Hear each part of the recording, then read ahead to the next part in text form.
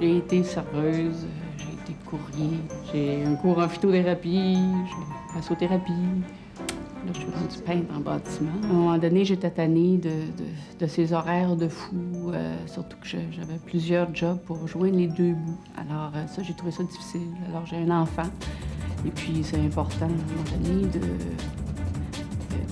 d'être plus stable. J'ai décidé de me ressourcer, mais je ne savais pas vraiment en quoi. Alors c'est là que je suis allée m'informer sur les métiers qu'il y avait. Après plusieurs années, c'est qu'on est perdu dans tout ça. On ne sait pas qu'est-ce qu'on vaut, on ne sait pas qu'est-ce qu'on est capable de faire. Alors, j'ai plutôt pigé dans ce que moi j'aimais faire. Je savais que c'était manuel, ce que j'envisageais. Je ne pensais pas à peindre en bâtiment parce que je me disais, c'est mon hobby. On ne peut pas faire de son hobby un métier. Mais bien au contraire, si tu n'es pas bien où tu travailles, tu ne seras jamais bien dans ta vie. Ce que j'aime, c'est qu'on voit du concret tout de suite. C'est parce que quand tu travailles derrière un ordinateur, tu ne peux pas voir le résultat. Moi, quand je peins comme ça, les surfaces, il me semble que je redonne de la vie. Je vois comme instantanément le travail. Je trouve que c'est très revalorisant. Le métier de peintre, c'est un métier qui est assez diversifié. C'est pas juste pinceau, rouleau, appliquer la peinture. On apprend à faire des faux finis, du faux bois, du faux marbre. On apprend aussi à faire des triades de couleurs, des agencements de couleurs, comment préparer le bois, comment le teindre, comment le traiter, comment le décaper, comment le nettoyer. Le recouvrement mural, c'est assez complexe.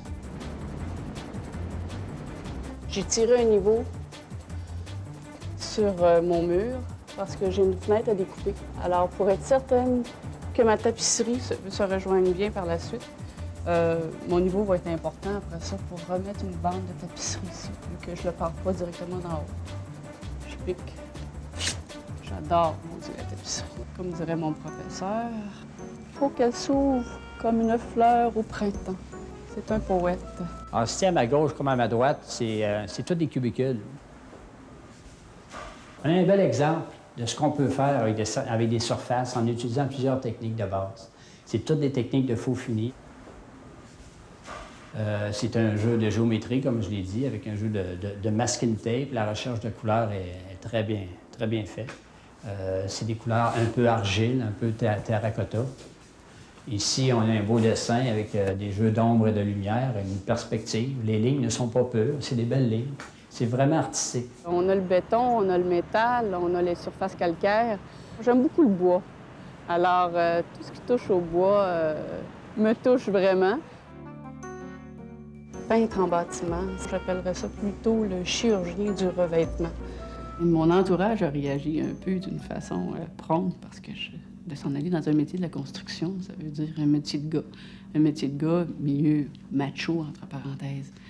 Mais moi, je considère que quand on est capable de se faire respecter, que ce soit n'importe où, dans un milieu d'hommes ou un milieu de femmes, je pense qu'on a toujours sa place.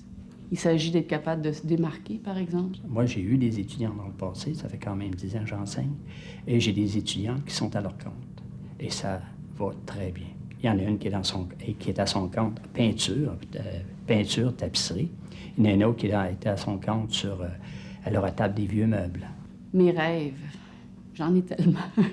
Il y a plein de choses que j'aspire et que j'espère.